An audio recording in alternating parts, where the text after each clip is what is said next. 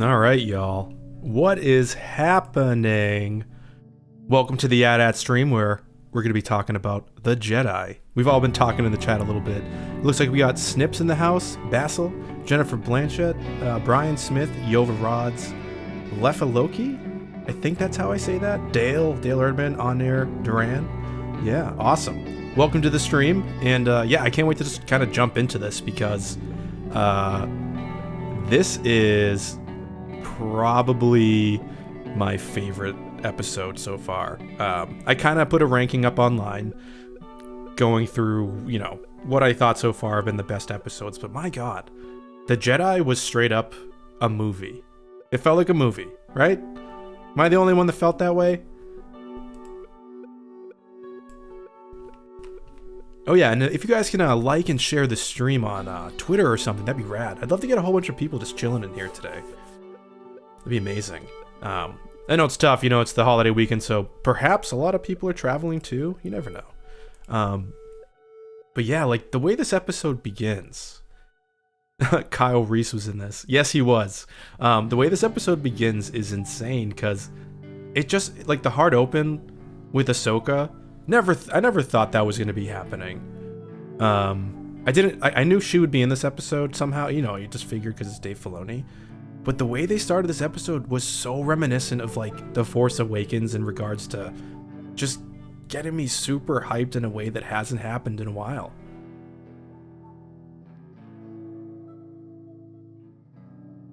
Oh, nice. Oren says, watching this while playing Battlefront. That's awesome. Dude, I've been playing the campaign again. And this time around, I'm like, nice. This is actually pretty sick. The first time I played it, it was okay. Oh, wait. This song already play? I don't know. Hopefully this is on loop. But yeah, Battlefront's been kind of cool to jump back into. For anybody doing that kind of stuff still. I think Battlefront's pretty great. Pretty good, fun, easy campaign, kind of.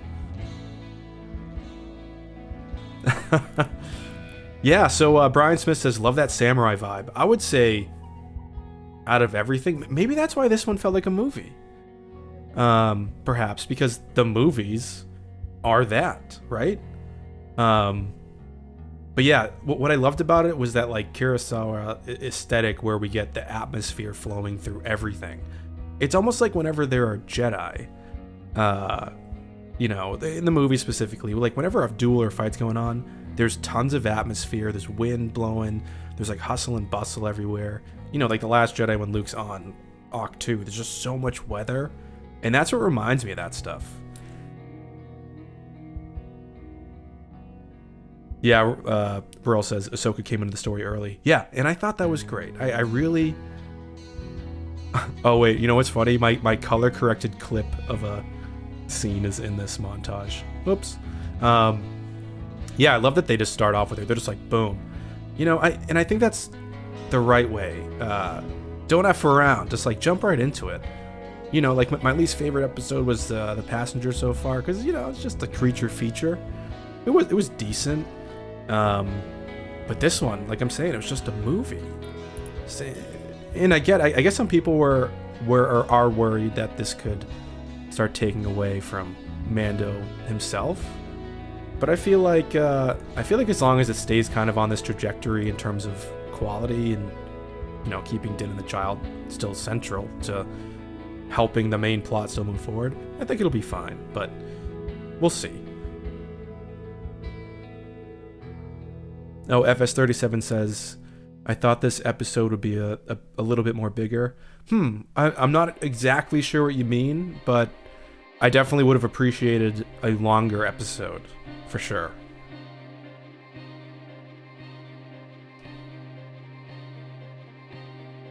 Oh, Brendan Kim says, I know there's a lot of cameos already, but I'd love to see Janina or Cameron Monaghan in Mando. Yeah, Cal Kestis. That'd be very interesting. I'm not against it. I do hope it wouldn't be this season, though. That'd be kind of where I'm at with that. But yeah, I think Cal Kestis would be cool. I mean, I'm a big fan of Jedi Fallen Order. I wish I made a video on Jedi Fallen Order, but you only have so much times, you know, or so much time in the day. It's crazy too, like we've come so far now, I feel like, since new Snoke theories. Like I feel like last week was like 4 years ago when we're all like, what's going on with Snoke? And now we're like, who cares? Ahsoka's awesome, right? Movie Soup, what up? Welcome to the today's stream. Also, I think I originally said I was going to do Saturday. Apologies for moving it. Just been crazy with the whole holiday and all that stuff, so I'm glad you guys tolerate my disaster schedule. So yeah, let's talk about a couple things here. So somebody said, what about Thrawn? I'm a huge fan of one of the new Thrawn books, but a big fan of the EU Thrawn. You know, the original sequel trilogy, if you will. And there we go. Sorry, my music just flubbed out.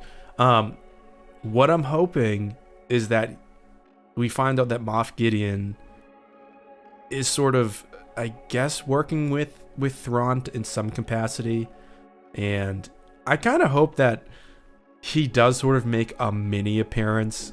Not necessarily like a cliffhanger, but the fact that he was mentioned, at least in my opinion, means that he's coming into the Mando in some form. And I'm okay with it. I think it'd be great. Dale says, streaming on Sunday makes Sunday less mundane. Hell yeah. Appreciate that. Monahan. Oh, he has a silent G. Man, I've always said his name wrong.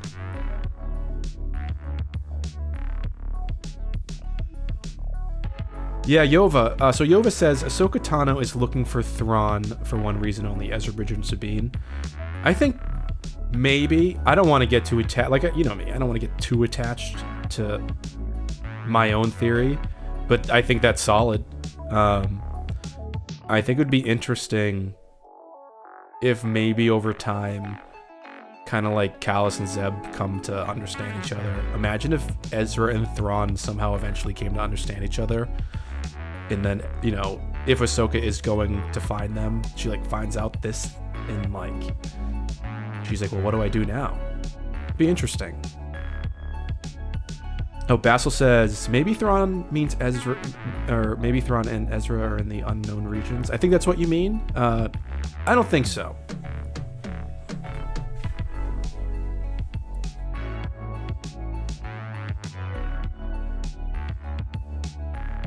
See, Henry Lewis says, I hope they don't include Thrawn in the series because that would ruin the magic of the series being its own self-contained adventure.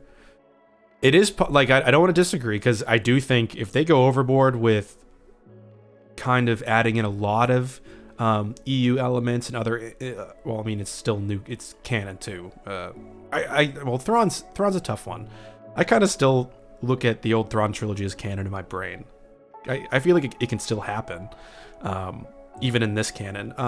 But yeah, I do feel like it's possible that they might go overboard. However, I welcome it as long as it's careful. And I feel like the Bo-Katan and Ahsoka episode, I think they did it correct. I am really surprised that I can't remember the other sidekick name, the other female actress, the lady actor. I can't remember her name. Is she WWE?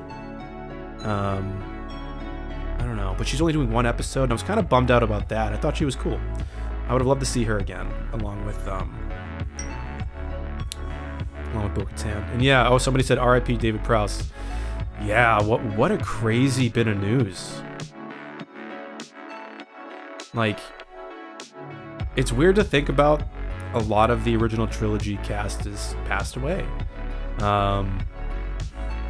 And, you know, it's like, I don't want to get negative in the chat, I guess, and bring everybody down. But yeah, David Prowse, I feel like he unfortunately got super shafted by the whole Star Wars thing itself, you know? Like, he was in the movies for most of the scenes, right? He wasn't really there for duels, really. I think he was in A New Hope. But I'm pretty sure that was mostly Bob Anderson. However, you know, he wasn't allowed at conventions. Lucas kind of hated him because he thought they like leaked the whole story, but he just made like a wild guess that happened to turn out to be true, if I remember correctly. And what a bummer. I mean, now we can honor him, right? And it's too bad the Star Wars official Twitter hasn't really said anything either, unless they have during the stream as I'm talking here. But yeah, let's pour one out for David Prowse, the legend. Oh yeah, Sasha Banks is her name. Yep. When we were talking about that actress, I think WWE. So her name is Casca Reeves. Oh yeah, that's right. I talked about that last week or the week before. I was like, oh, Reeves is kind of a bizarre last name in Star Wars. Rogue Rebellion says, hello there, General Kenobi, or General Rogue Rebellion. Welcome. Yoverrod says, notice that the name of the city is Caladan, reference to Planet Caladan on Dune. Yeah, I thought that was awesome. There's some salty people out there in various fandoms that hate that Star Wars is influenced by Dune. At least, however, George Lucas's brain interpreted the aesthetic of what that would be into Star Wars. He's admitted it, and it's Dune did influence Star Wars, regardless of what people want to say. But yeah, I think it was a cool nod to the fact even Dune's coming out, because if you know Dune, that's where House Atreides resides. House Atreides is on the planet Caladan, a water planet. So yeah, Awesome Gamer 1260 says hello to you. Welcome to the stream.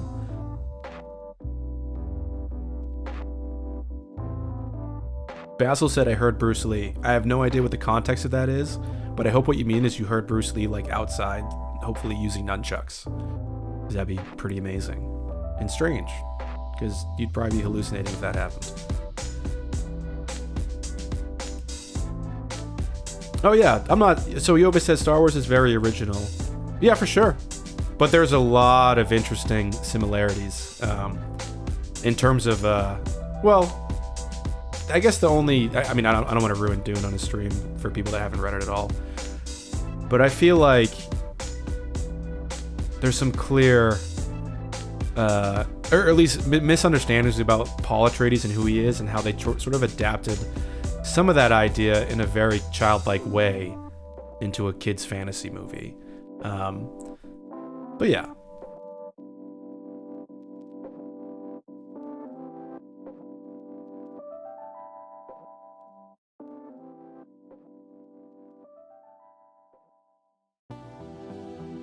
Oh, on air Duran, somebody says Dune fans think that George stole Dune. I didn't see that comment. Yeah, I don't think that happened. He's just influenced by it.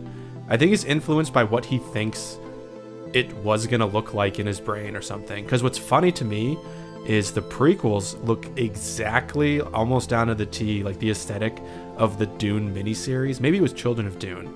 And I find that hilarious. And I actually love that series. It's a really poorly designed series. But yeah, Children of Dune and then the other Dune. It's interesting because it just reminds me of the prequels aesthetic. That's not a knock to him. It's just funny how similar it is, knowing that there's that whole thing with, did George kind of rip something off? Which I just said I don't think he did. He's just influenced by it. Oh, cool. So somebody said the Magistrate is Bruce Lee's granddaughter. I had no idea. That's amazing.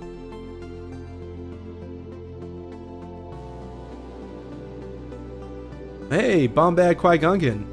You say, hey Adat, how you doing? I'm glad to be on here on a fun discussion stream with all us Star Wars fans nerding out. Hell yeah. That's exactly what today is about. I mean, I guess let's get back on topic, right? Mando times.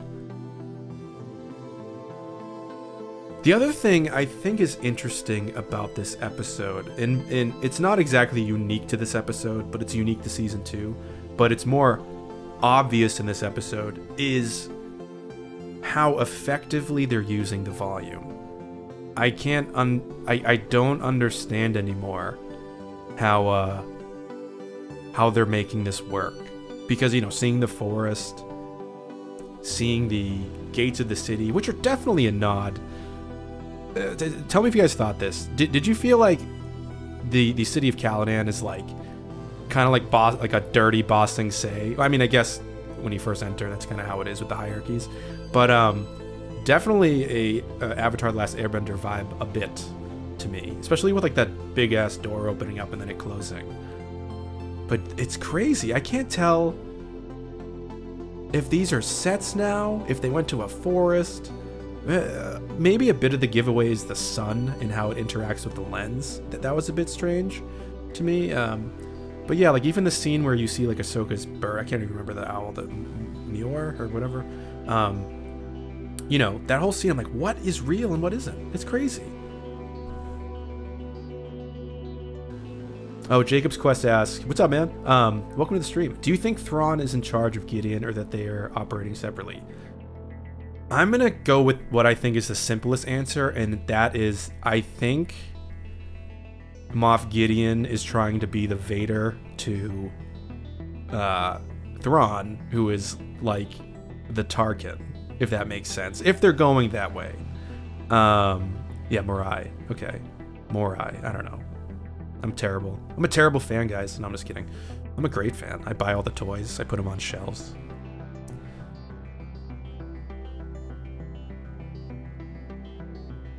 A. David says, I can tell where one starts and one ends, but it's subtle. Interesting. Yeah.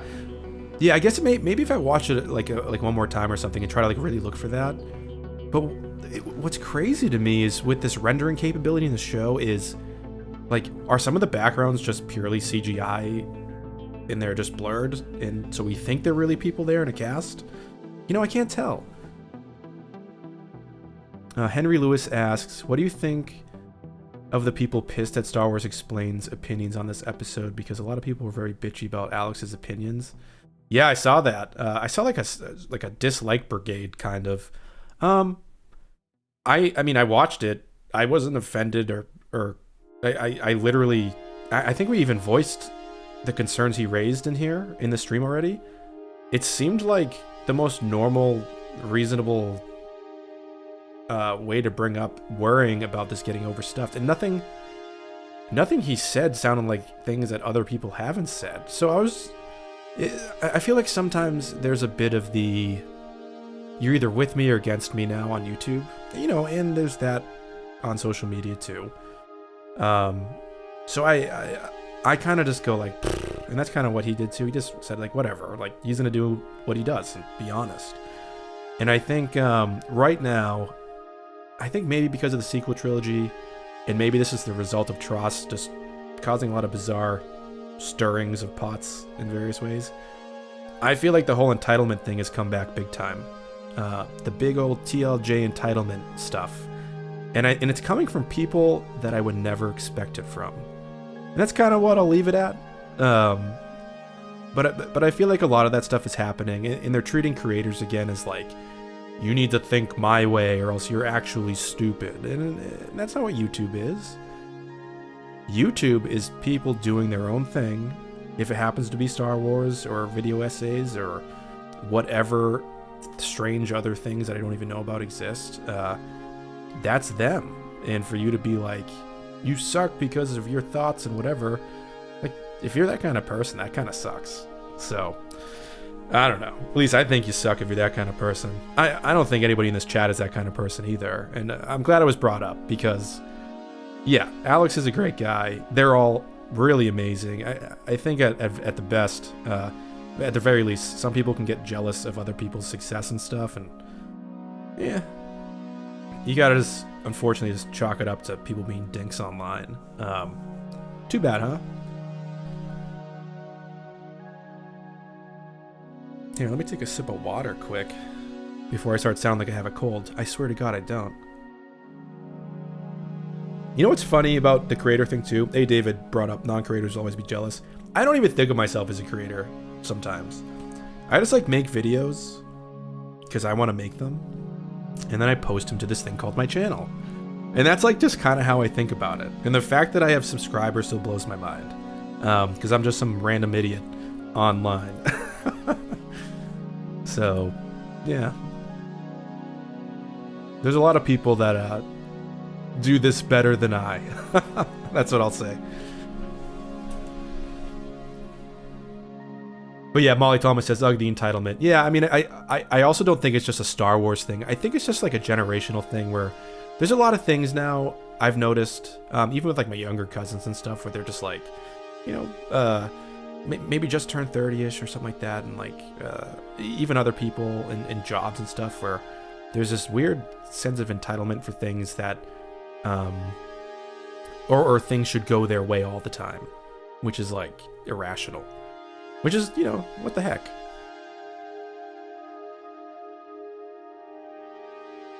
So anyways, on air, Duran says, what are we going to do about Grogu? Yeah, let's talk about Grogu, our little green muppet of cuteness. So who likes the name Grogu? I think Grogu wildly surprised me. I was like, at first I was like, Grogu? I thought his name would be like, I don't know what I thought his name would be. Imagine if he was like, oh, Baby Yoda, and that's what Ahsoka said. But eventually I was like, yeah, Grogu's cool. Kind of reminds me of Gizmo. And the whole scene with I can't even speak, with the rock test, that was fascinating. And when Din finally, I thought it was so awesome, like, as a dad, because I haven't successfully played catch with my son yet. You know, it takes a long time. But I love that once Din gets that little ball that Grogu wanted to play with in the beginning of the episode, Grogu's like, ah! And it just flies into his hand 1,000 miles an hour. And then Din is like, yeah, good job, buddy. You're the man. Yeah, I'm going to take you out for ice cream. Like, he literally reacts like a dad after a baseball game went real well. And it was hilarious. It was something that I love. And, you know, hopefully nobody said this was filler episode. I thought this episode showed the most emotion and connection between the Mando and the child ever. It was so, like, depressing to see Din walk up to sleeping Grogu and be like, hey buddy, we gotta get up. I gotta give you to Ahsoka. And he's like soft, right? He's gentle. And then he just holds him for a while. And he just looks at him for a while. And then he walks out of the Razor Crest, and Ahsoka's like, nope, you're his daddy. You are staying with that little baby because I can't train him. We'll talk about that too. And you're going to go to Tython, and he's going to look at a Seeing Stone and choose his own way. But oh man, I think this was one of the best episodes displaying the amount of actual love and fatherly bond that Din has with the child. It was awesome. Like, did anybody feel that way when he was just like, hey buddy, let's go? Man.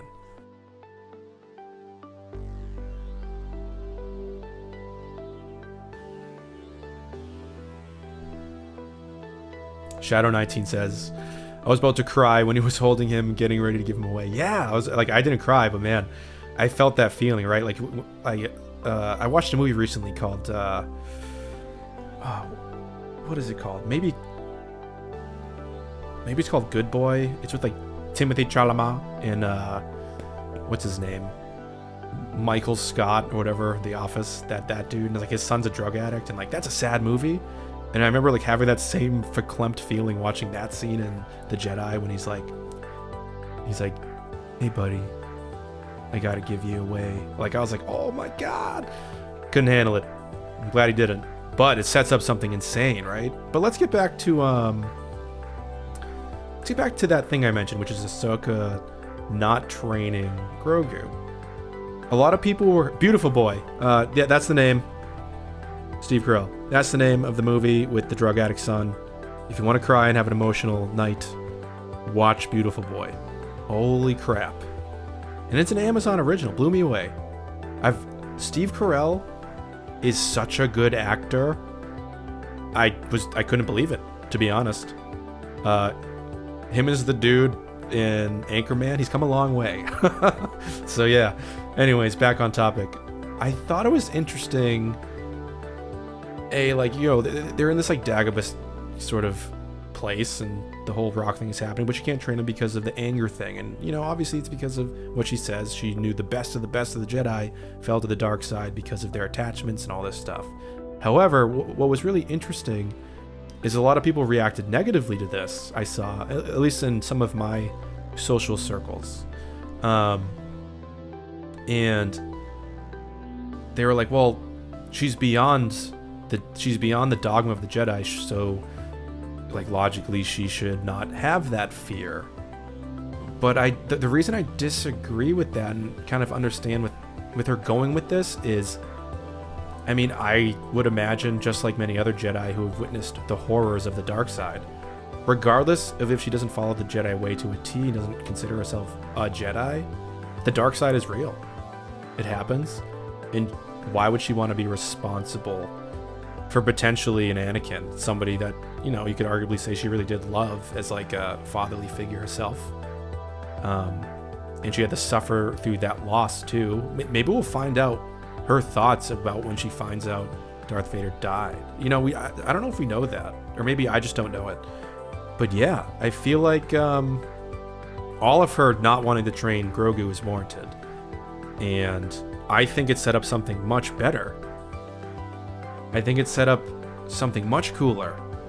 We're really gonna tie in something from old canon, Tython, unless I'm pretty sure that's old, unless the Rise of Skywalker brought it back into the fold.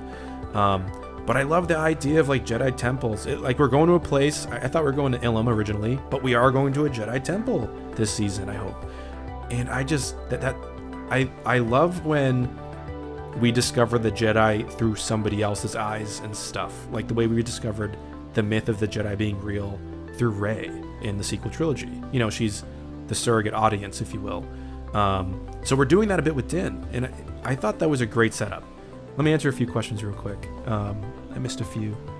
So Movie Soup, what up? I was surprised Ahsoka refused to train Grogu, though. She actually reminded me of Luke from TLG a bit. She's just sort of not sure what to do because of the past. Yeah, you know. While I say I wasn't surprised, yeah, totally kind of saw that. And I also saw a bit of Return of the Jedi Luke in Ahsoka. But let me answer a few more questions, and I'll circle back to that. Joel Davis says, and yeah, if you at me, that's much easier to answer your questions. And also, if you guys donate super chat, greatly appreciated. Sometimes that's easier too. I can circle back at the end. But Joel Davis says, I get the impression that Ahsoka has not met Luke. I feel like Luke could give her closure on Anakin. Wow, actually, I haven't thought of that. Joel Davis, that's a great theory. If they are going to do a standalone Ahsoka series, that would be a very emotionally satisfying conversation. You know, everybody on here knows I'm a huge fan of The Last Jedi. Arachnito. You're gonna make me laugh. What's poppin', man? I love that word. Where does that originate from? What's poppin'? Oh, Flux, how old is Ahsoka? I think Ahsoka's about 45 in this episode, somewhere around there, right? But yeah, so back to Luke. I definitely think she's a lot like Luke in two situations. Like Return of the Jedi Luke, when he's just like, don't make me destroy you, Jabba. Like, he's definitely like teetering on the dark side. And in the beginning of this, she's like the Bendu, the one in the middle, right? She's slaying people like a ninja, turning her lightsabers off to disappear into the darkness, which was brilliant. That was brilliant. But yeah, I would love that idea. If there's some sort of conversation where Luke brings closure to Ahsoka about her mentor finally returning to the light, that would be unbelievable. I might make a theory video out of that. Joel Davis, you should come on a stream sometime. How about that? I just invited you. If you want to, let's do it.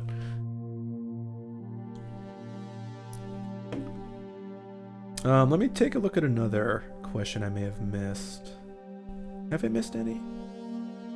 Oh, Henry Lewis. I feel like people who shit on Alex, I'm trying not to swear, but I guess I will, are just jealous of the fact that he and Molly gets invited to events. You know what? Definitely. There probably is some of that going on. It's one of those things where like they work so hard. They do 7 days a week of work. Imagine working 7 days a week that much. And it's no small thing to make one video.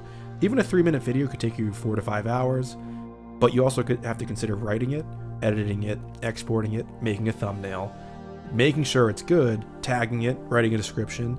It's so much work that like people just need to lay off being dinks to people that make stuff. At least that kind of stuff. If it was somebody that just like merely turned on a camera all the time and just spewed vitriol into the camera, and then you know what I'm talking about, ding ding, and then 10 minutes of nonsense, ding ding, subscribe, hit like, blah blah blah, like that's shitty. But you know, I don't know, it's crazy. Awesome. Joel Davis, let me figure out, well, Joel Davis, email me at adatchat@gmail.com just so I can have your contact, and we'll set this up. So hit me up at the end of the stream too, just in case you don't catch that.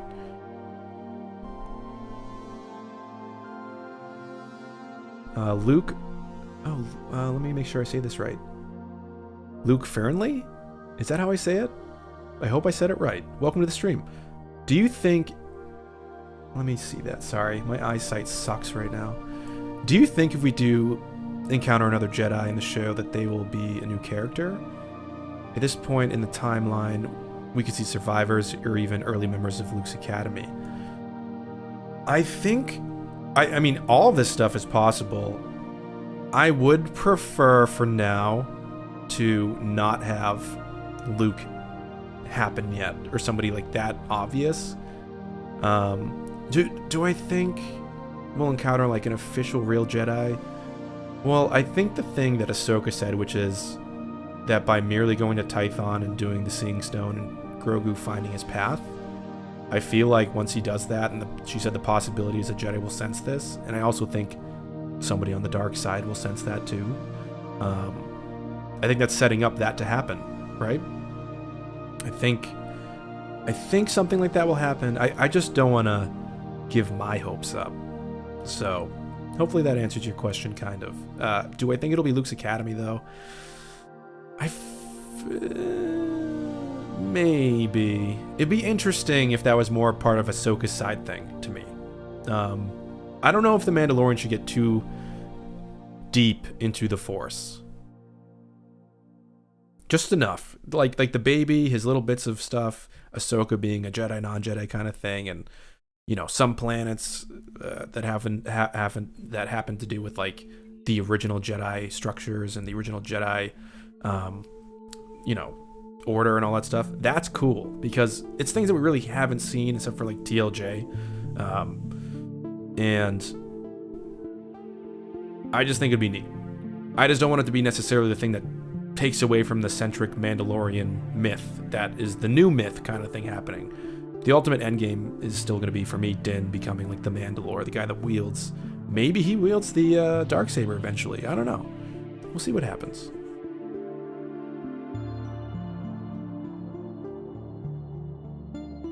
Nathan S. with the question, do you think we could get a Force Ghost Force voice talking to Grogu? Oh my god, yes! Everybody has awesome ideas in this chat. Everybody has awesome ideas. Yes. I think that would be a perfect way to get maybe a secondary... Oh, nice. Joel, you sent the email. Brad, I'll check, just in case. While I check, let me continue talking. I can multitask, right? But that would be amazing. I think a Force Ghost would be literally perfect because A, worry about getting an actor to look a certain way. Let's say it's like Liam Neeson for some reason. Or it is Obi-Wan. Oh, nice. Joel, I got your email. Radical. It is in the queue. I think that'd be perfect. And the reason I think that'd be great too is because that's that whole ethereal, mystical Jedi-ness stuff that I like enough for it to be in The Mandalorian where it's not like too much. Like if Din went to a place and like went into a tree and got the original Jedi texts and all that stuff, I'd be like, what is happening? But yeah, I like the idea of a Force Ghost. Brian Smith says Yoda Force Ghost. That would blow me away. That'd be nuts. I don't know if I'm ready for that. Although I would accept it. I mean, I don't know. Jen Blanchett says, Luke is too big for this series. I think it would jump the shark. Yeah, I have thought about that. I have wondered if this series would suffer sort of... Well, here's something that I think might make people confused, which is... I always bring up TLJ. There was an aspect of TLJ that people, I think, actually are rightly kind of bugged by, which might surprise you for me to say this now, looking back at this specific criticism. And that's that Luke kind of took away Rey and like Finn's sort of arc, if you will, to a degree that I don't think is as high as some people reacted to. But like, you know, Rey was going up and up and up and up and still went up until the end of Tross, and you know, she was Rey Skywalker at the end. Great, awesome. I still like that. But there's no way around Luke Skywalker, you know? And I think Rian Johnson handled that really well. And like, he's hands down one of my favorite directors. That's the movie I rewatch the most besides Empire. And Robert Chamberlain's correcting that the Magistrate was Bruce Lee's goddaughter. Oh, either way, that's awesome. I love Bruce Lee. I have nunchucks in my room, so yeah. Maybe I'll try to reenact one of his famous scenes later. But yeah, so in TLJ, it just kind of seems like now that I can look at that without worrying about the internet yelling at me or something, I'm like, yeah, I can kind of understand that. So I think if he did come in, like, where does that leave Din? Because now we're just going to be obsessed about Luke, and we're going to be like, wait, no, now I want to see Luke's story here, and like, that's kind of it. So yeah. Joel Davis says, I get the complaint. It's why Abrams and even the early writers kept Luke out until the end of TFA, so it wouldn't overshadow Rey. Yeah, it's like a tough thing to balance, right? So yeah, back to Jen's original comment. I think it'd be tough. But then again, I think about that flashback scene in The Rise of Skywalker and how that, well, I don't know, 15 seconds of movie made me 5 years old again. Literally transported me back to a time I didn't think was possible. It's pretty wild. I love that scene. I don't know. I would love to see a series of Luke just training Leia. That'd be awesome.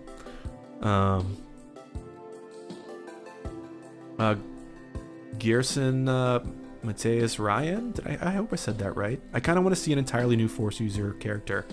Yeah, ultimately, I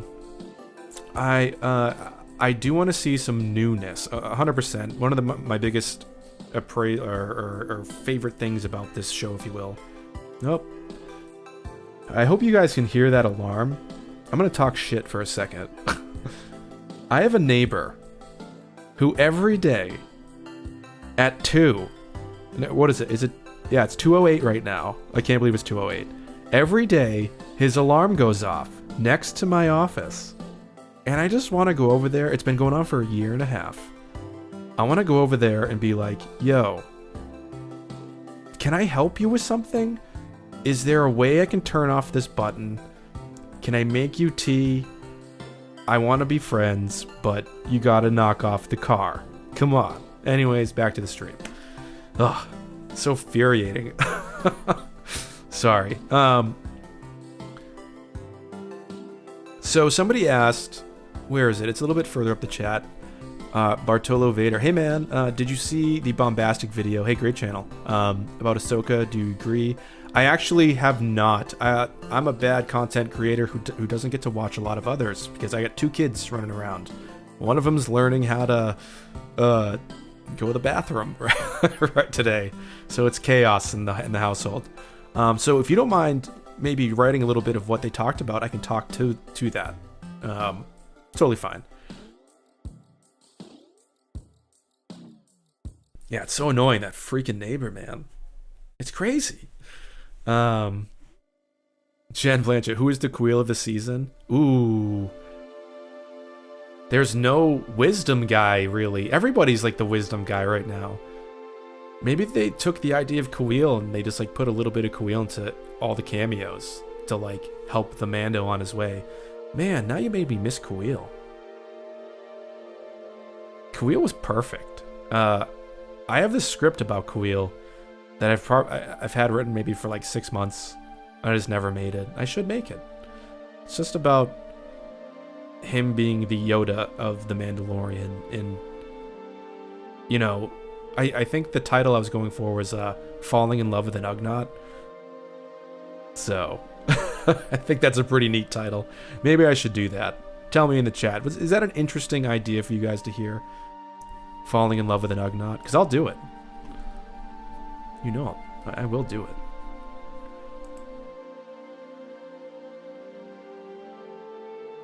Oh, Jacob's Quest, interesting. They could sort of differentiate it. See, I was always wondering about Jedi Temple. So Jason's talking about, they can say Octu was the first Jedi, J-E-D-I temple, and that Tython was the first J-E-D-A-I-I temple, like the original Jedi order. Because that planet has the Ashla and Bogan moons, right? So we're going like deep territory. It's going to be interesting. I think that really pleased a lot of people too. I'm not versed in EU like in Eckhart's Ladder or like Corey's Datapad. Who else? Like you know, Alex, Lore Master. A lot of channels I used to watch obsessively for years that like now I just don't have time to. They all know so much, and I'm like, man, I just like know the movies inside and out so well. That's about it. So yeah, I should write that anyways.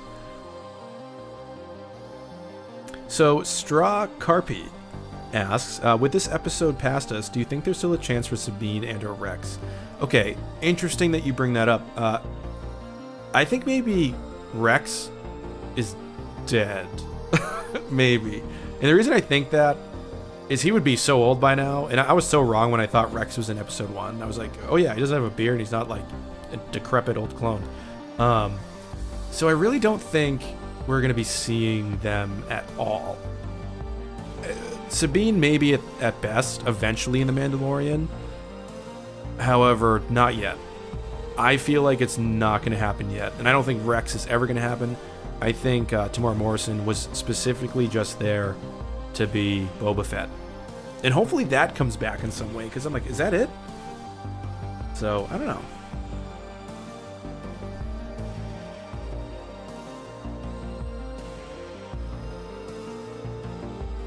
Yovarod says Bendu, for sure he has to appear in the Mando balance. If a live-action Bendu appears in anything, I will die of happiness. But yeah, that'll be it for me. I feel like it was going to be it for me when they actually were going to show originally the Oracle. And to this day, I have not forgiven, what is her name? What is the editor's name for Tross? Marianne Brandon. I cannot forgive her in J.J. Abrams for taking out potentially one of the weirdest, most high fantasy strange moments in Star Wars ever. Imagine the exchange from the book and Tross with the Oracle is fantastic. Should have stayed in. Would have made arguably 10% of the movie make a bit more sense. Brian Smith says, I think Ahsoka is what she feels a Jedi should be. That's where I'm at, kind of, Brian. You know, she strikes me, especially in the beginning, just as like a fearsome warrior right now. But not somebody whose sole focus is like the way of the warrior, like a Mandalorian, right? I feel like she acts when she needs to act and decides to be still when she needs to be still, which to me feels more in tune with like who Luke is. Like a defining new, like, because Luke at the end of Return of the Jedi, like Luke was a new Jedi. He had an attachment, survived the dark side for a while. Everybody goes through cycles of having to contend with things from the past, right? Inevitable that it would happen, but like he is a new kind of Jedi at the end of Return of the Jedi. And I always feel like the original flaw in Luke that led to what happened to him was trying to reteach the exact sort of carbon copy version of what was happening on Coruscant. At least that's how I perceived it. I could be wrong. You tell me if you guys perceived it that way. I'd be curious.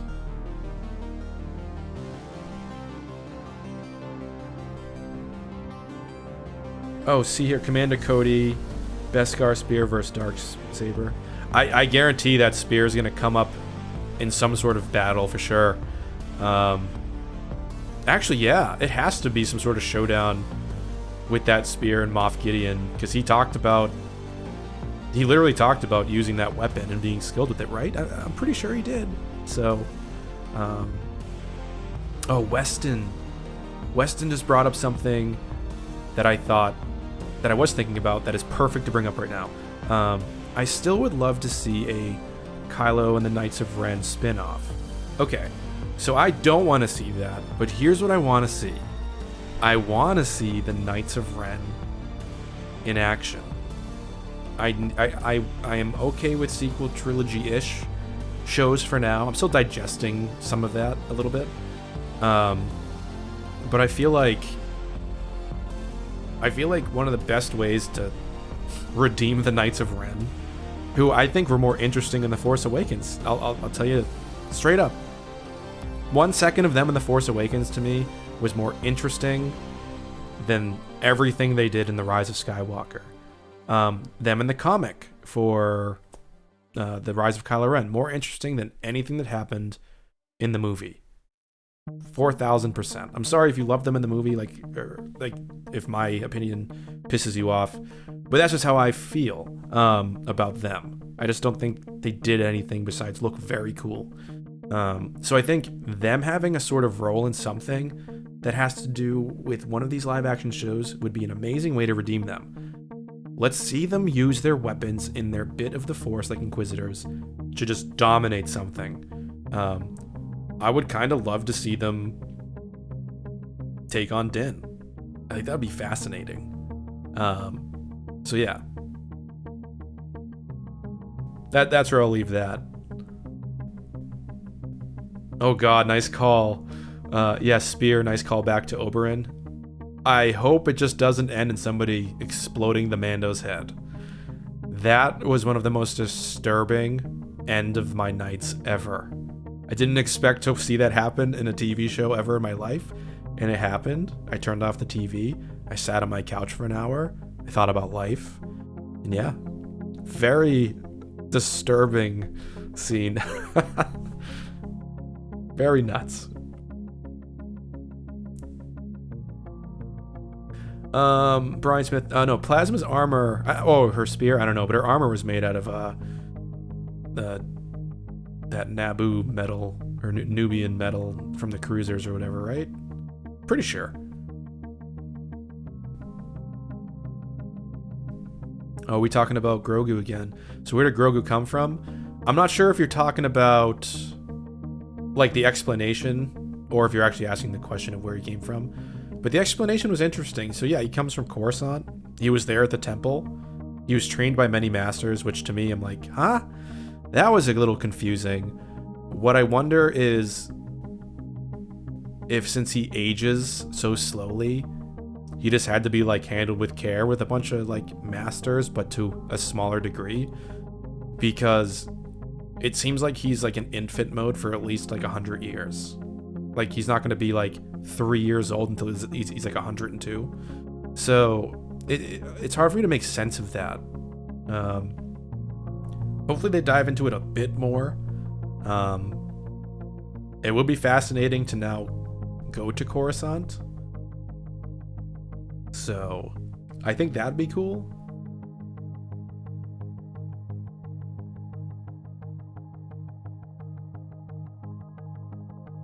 Here, let me move on from this song. This song is a bummer. So is this one. So is that one. Here. Let me find a banger. There we go. This song sounds like a dream to me.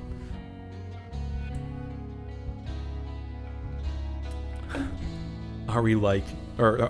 Deploy the likes. That's hilarious. Oh yeah, Yaddle. Let's talk about Yaddle. That was so funny to me when Ahsoka was like, I only knew one other of his kind, Yoda. And I immediately was like, R.I.P. Yaddle. Yaddle was so bizarre looking to people that, you know, she looked like a female gremlin. And I don't know if you guys have seen Gremlins 2, but like they make a girl gremlin in it and it's hilarious or something. I don't remember what exactly happens, but she's just super funny in that movie. And when I first saw The Phantom Menace and you see Yaddle for a second, I was like, oh, they put a gremlin in this. And I wonder if that's like why eventually, unless there's some other canon explanation that there is no more Yaddle. So I wonder if now they're just officially just like, yep, Yaddle's dead, never was. She is in the Phantom Menace book, the visual dictionary. So I don't know. I don't think Yoda and Yaddle yiddled, though. I don't think that happened. Imagine, though. Imagine if that's what it was called. Yidlin. It's almost like Steve Yedlin. Yoda and Yaddle Yidlin. Creating a little Yodlin. Oh my god. I'm such a dad. Oh, I'm still gonna be going for a while. X-Wolf, you gotta head out? No worries, thanks so much for hanging out. May the Force be with you.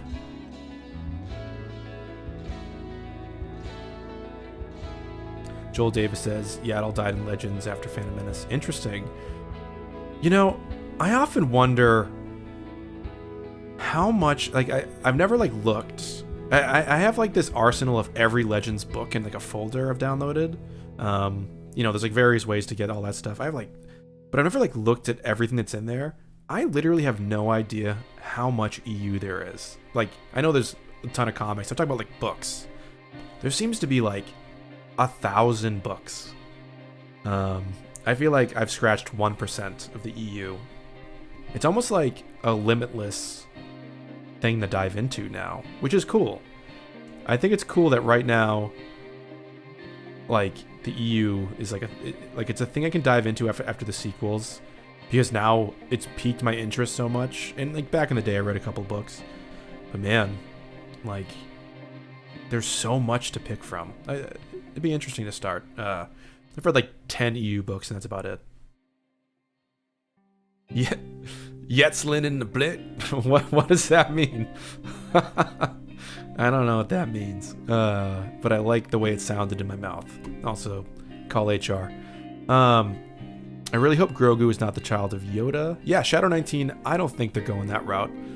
I'm pretty sure that I don't think we're gonna find out like what his species literally is, but I'm pretty sure it's just like he happens to just be one of those beings. Just like there was a random. I don't know. There's like so many aliens in that scene, in the Younglings scene, that like, you know, it's just showing that like, yeah, all kinds of beasts and aliens and shapes and sizes are Force sensitive. And I thought it was cool to see more Yodas. Aurora's heading out. Night. Have a good night. May the Force be with you. Thanks for hanging out for the stream.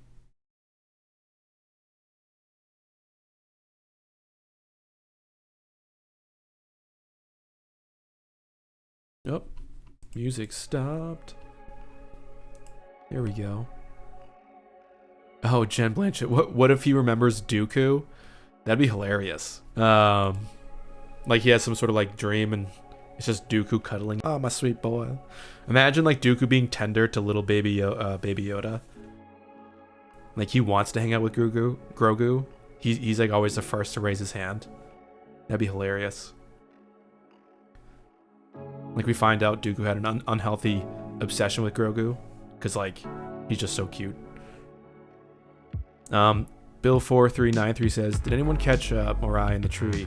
Yes. I think I brought that up at the end of my video review, but I'm pretty sure that's what that was, right? Did they confirm that? But I was like, yeah, like I see the little birdie, little owls there. Again, that was one of those scenes where I was like, I have no idea what's real and what's not. Like, is this the volume? Did they go into a forest? I have no idea.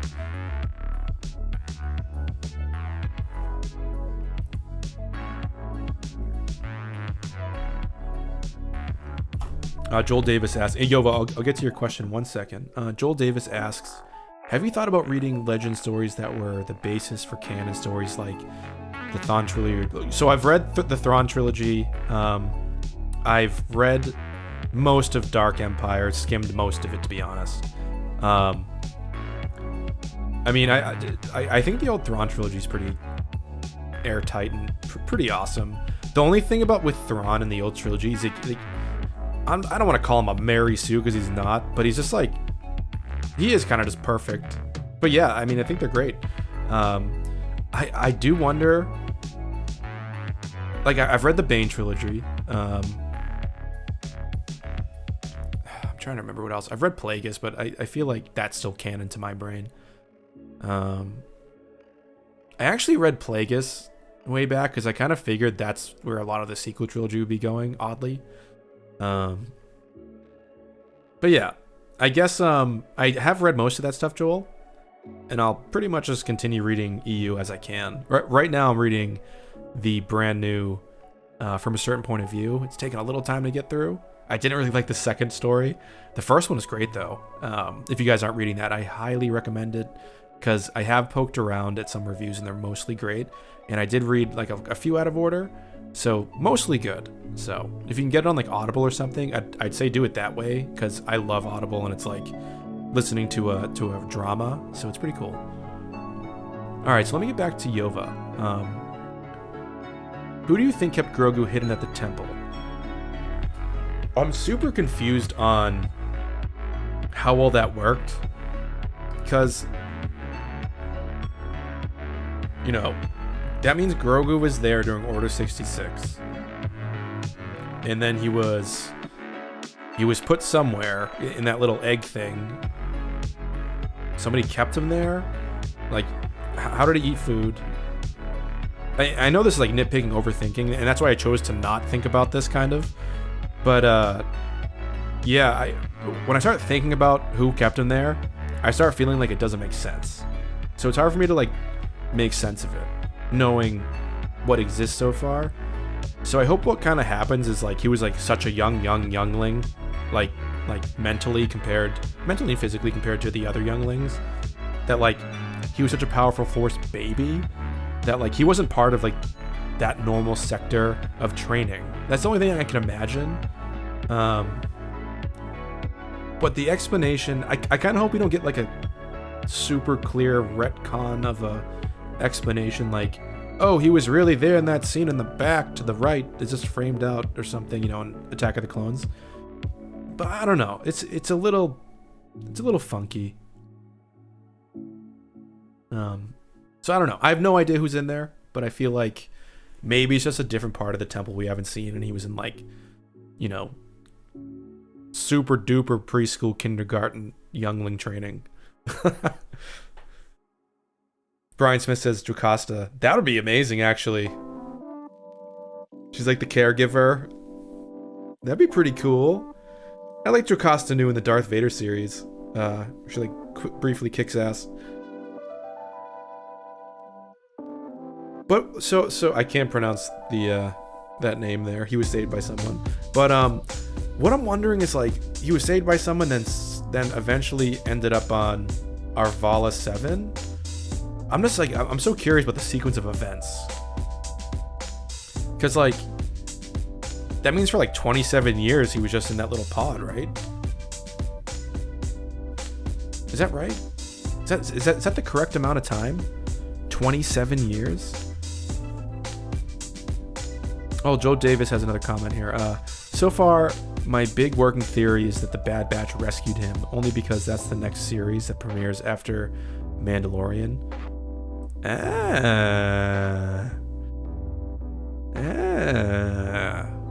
You know, I would like it if Star Wars Ninja Turtles rescued the baby. I'm down. Give me a reason to watch that show. I wasn't too impressed by them. Not because those were bad episodes or anything. I mean, seeing the Techno Unit in Echo and all that creepy shit was awesome. Really cool. But I just felt like they were the Ninja Turtles. And maybe that was by design. But yeah.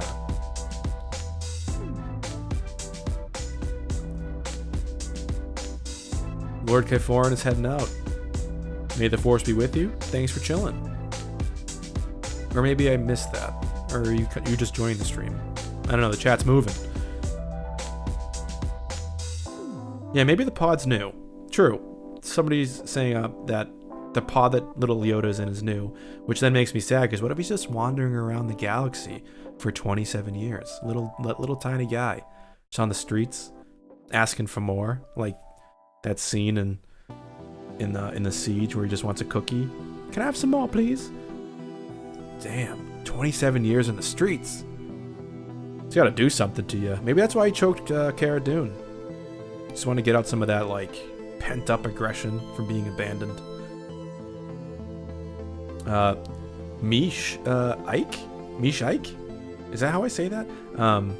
Do you think Ahsoka will return this season? Well, first, I really hope so. But if I'm honest with myself, I think she won't. I think they're being careful with oversaturating big extras, if you know what I mean. She's so important and integral. Bo-Katan's so important and integral. I think they have to slightly pepper them in order to make it feel natural if they do end up being on the show more often. So yeah, that's kind of how I feel. Druid VW, Grogu is Yoda's illegitimate son. Maybe. I like the maybe at the end. Maybe. It could be maybe. Maybe he's Samuel Jackson's son. Or Mace Windu's. Who knows? You never know. He's the traitor!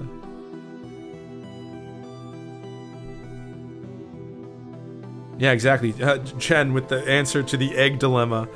Wow. You know what's funny? Like, I don't want to be that guy to dismiss opinions and feelings and stuff. But it's so hard for me to, as a big fan of Star Wars, and even a fan of the bad stuff sometimes, like I admit some of it's bad, but I just feel like it's so weird to always have something to say about something. Like, always. Like, people are like, Ahsoka doesn't look right. It didn't even cross my mind until I saw people online.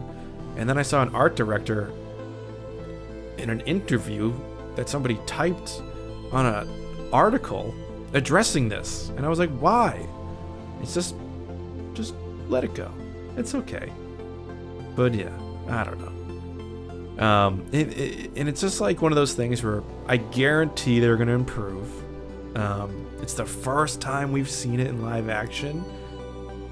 And yeah, I bet like they thought about it literally a lot longer than the people that saw it the day after and were like mad. Because some people were like, I wasn't mad, I was just commenting on it. I was like, no, I saw some mad people being like, how could you not even get it right? At least know the lore. And I was like, oh god, it's always something. It was the eggs, then it was Rosario Dawson being in this season. Cara Dune, you know, that lady kind of effed herself a little bit.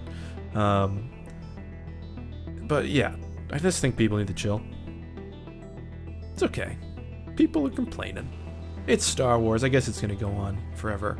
So somebody brings up something awesome, that the next episode is Robert Rodriguez's. That means that I feel like the next episode is going to be bananas. That dude's filmmaking style, you know, yeah, he made like Spy Kids, but he's really, really good. So I feel like he'd be like he's like the Taika Waititi to me in this. Like, he's got a funny style, unique style. He's got an energy that, like, I don't think a lot of other people have. At least for, like, telling a story. So I'm really curious how, like, high intensity that episode will be.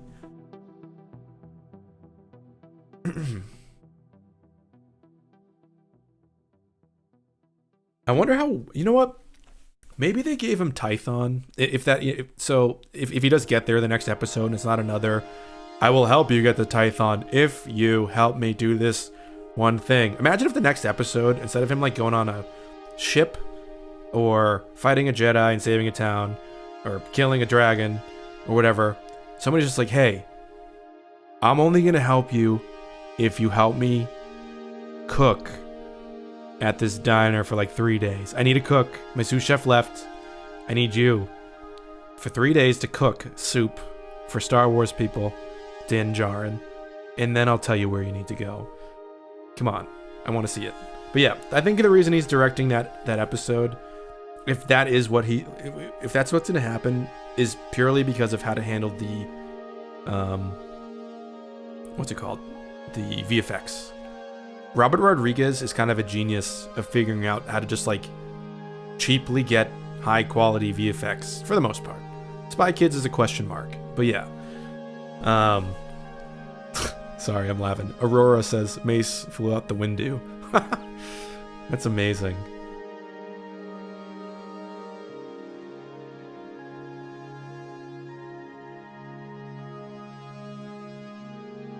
Oh, on air, Duran. When are you going to be hired as a writer? Probably never. I don't know. I don't think I'm a good writer. I think maybe sometimes I think good things in hindsight, but you know, I could never think of a Star Wars, right? I'd always try to make a story in Star Wars or something. I don't have that like I don't know. I don't have that I don't have that. I don't think I have that originalness. I guess is what I'm saying. Henry Lewis, bro, I need to go and play Genshin Impact. Hey, may the force be with you, Henry. No worries. You go play, chill, do your thing. This stream is going a little longer than I want, which is fine. We're just chilling, hanging, talking. So we'll see you next time. Definitely doing another. Oh yeah, Weston. Exactly. Just to answer your question real quick. Definitely doing another stream next week. But yeah, I feel like he's just there to figure out how to do this place in the volume cheaply and make it look the way that it looks, because he's good at that stuff.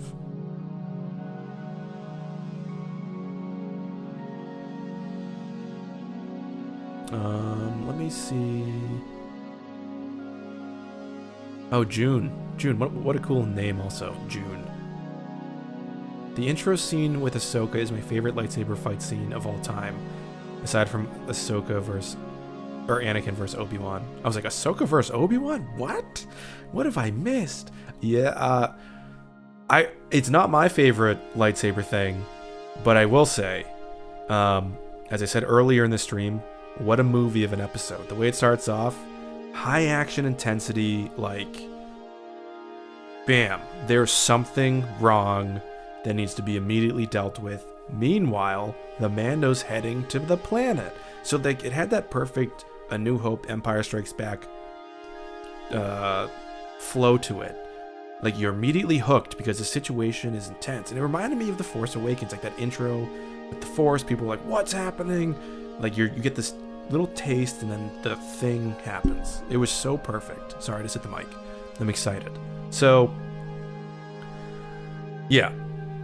I agree at least that this is like the best episode of The Mandalorian.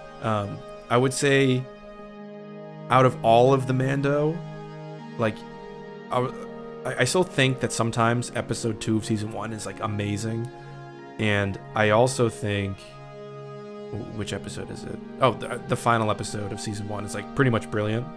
So I do have a hard time ranking them, but at least for season 2, the Jedi's just perfect. So I got a super chat. Thanks so much for the donation. So I'm gonna butcher this name. Yo2on2k. Okay.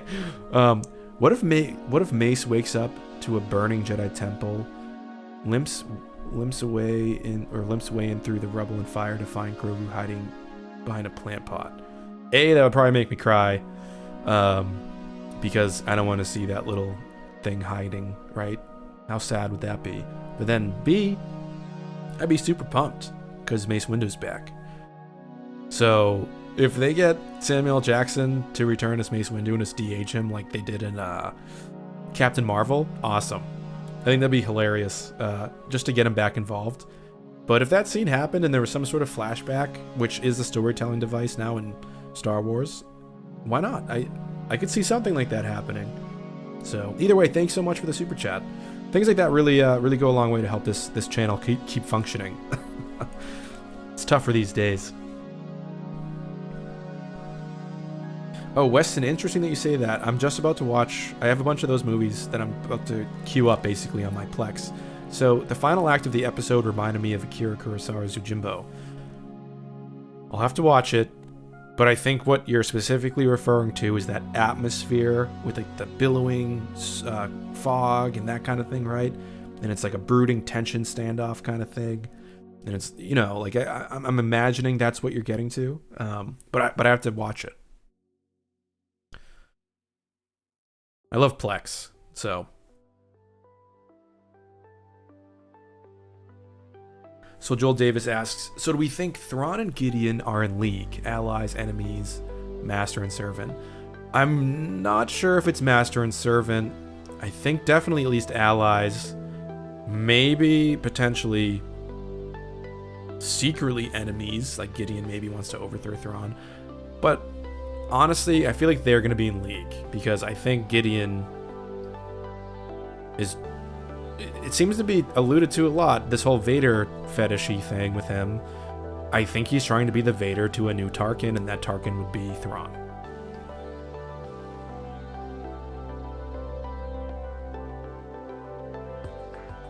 Bill4393 says Filoni should direct a movie. Hell yeah.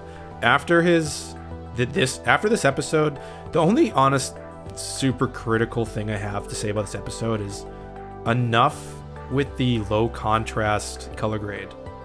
I hate, as a guy who edits video, knows how to use DaVinci Resolve, knows how to color correct, knows how to calibrate my monitors, knows what 4K and true black should look like, knows how to pivot things, you know what I mean? Like, it's just annoying to me that whatever colorists worked on this one episode and a couple others from season 1, they are doing the thing that I call the Vimeo look.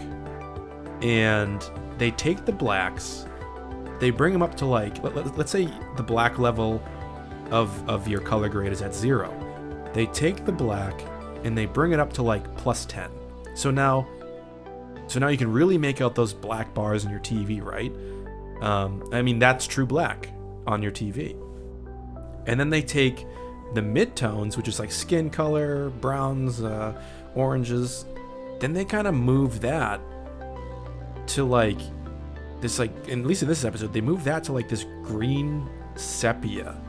And then they took the white balance and what I would imagine, it was like the master overall like tint. It looks like they just like dragged it to green. It makes no sense. Like, it's a creative decision, but the color in this episode is pretty bad. But it doesn't take away from how amazing this episode is. So that's my only big thing.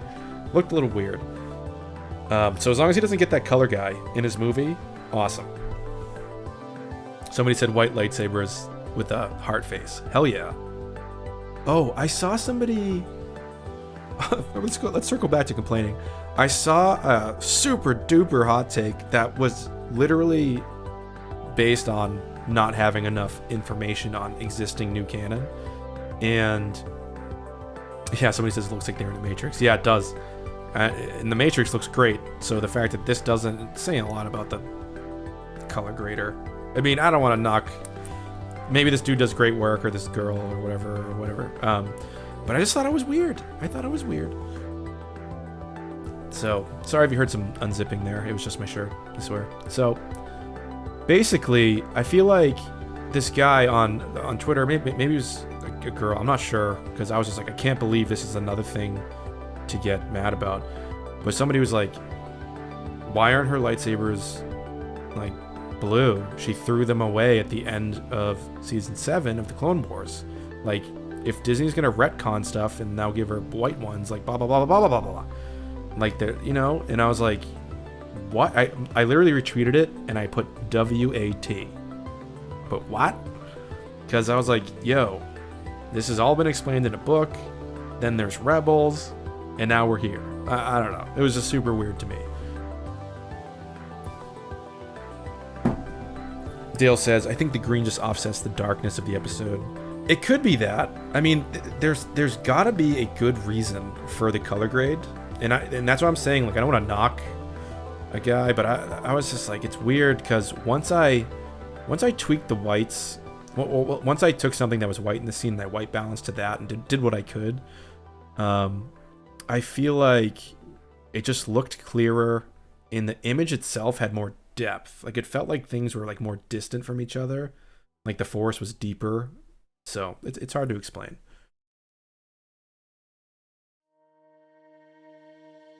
Movie Soup, up the contrast and put it in black and white, and you have Star Wars. Yeah, Star Wars, Akira Kurosawa. Well, what's funny is I have every single Star Wars movie in black and white, and I highly encourage everybody to watch them that way because it's super interesting. I feel like it's a good way to watch Star Wars in a way that, like, if you ever want to be like, I wonder what Star Wars is like if I've never seen it, well, watch it in a different way, and that will kind of happen. Watch them in black and white, and if you can't do that, I'll tell you how. If you have like VLC, just go into the color settings and desaturate it. I'm pretty sure you can do that in everything that plays any media. Or if you have a video editor and you want to just make your own files like I did, just go in there, tweak the saturation to your liking, or the desaturate to your liking, and then tweak the contrast and then export. Super quick and easy, and it's fascinating. It's just as cool as the TLJ score-only version of the movie, where if you ever want to just understand how brilliant John Williams is at cues and like noticing moments where cues need to happen, I think it's called spotting if you're somebody that does movie music. But if you watch The Last Jedi, every time something emotional happens, there is like a change and a movement of something. So yeah, it's just crazy. Definitely watch it in black and white, all of them, and it's such a good suggestion.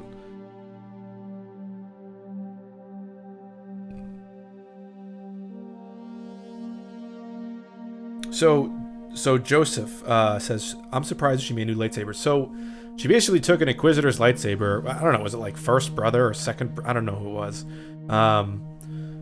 But she took the two lightsabers, purified the red kyber crystal in the white one. I guess that's like kind of what happens. I'm probably missing some specific details there, but it is explained.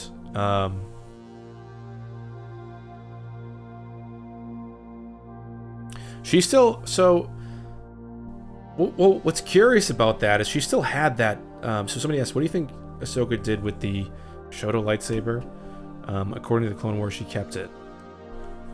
Let me look. Because to me, it looks like she still has one. Or at least she made one out of the Inquisitor's blade, I guess? I can't remember. It's been a while since I read that book.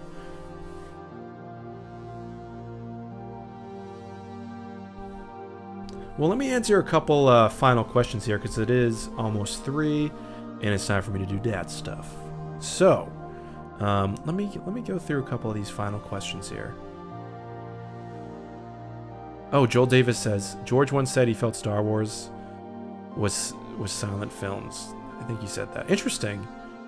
Yeah, I mean, honestly, the way I think about music and visuals is you should be able to understand the story with just those two things and no dialogue. Maybe that's just me. And based on that, that's something I'm going to be bringing up when I do my like long-winded video about my year later thoughts with The Rise of Skywalker, because that on mute you can't discern really what the hell's happening at all. Which I watched TFA that way. Which I made my own Just Music version, and I watched TLJ that way. Both make total sense from beginning to end in terms of the music and visual. Couldn't make sense of the last one. So interesting that George said that, Joel.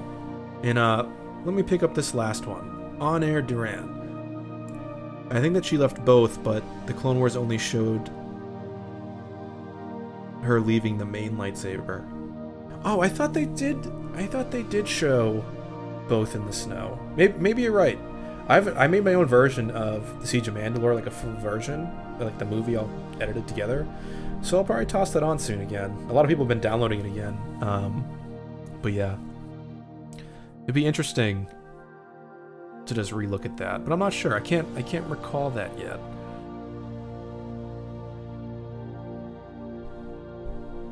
Yeah, I think some people were talking about the Leku and all that stuff. The director spoke to it. It was like one of those things where like, look, we just couldn't do what we needed to do in that volume with the movement if it looked like Shakti, which I can't remember, but doesn't like Shakti like barely move before she's killed?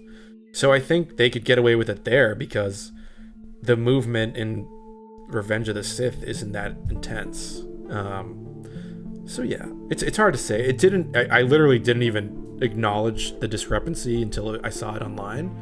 But yeah, I think people that are like super like, I would notice something really bizarre with Kylo Ren if they got somebody other than Adam Driver and like changed the mask a bit. If the mask came back, I'd be like, that's kind of freaking stupid, right? Maybe I'd react that way. So I get it, but I probably just wouldn't put it online. I'd probably just think it and leave it at that.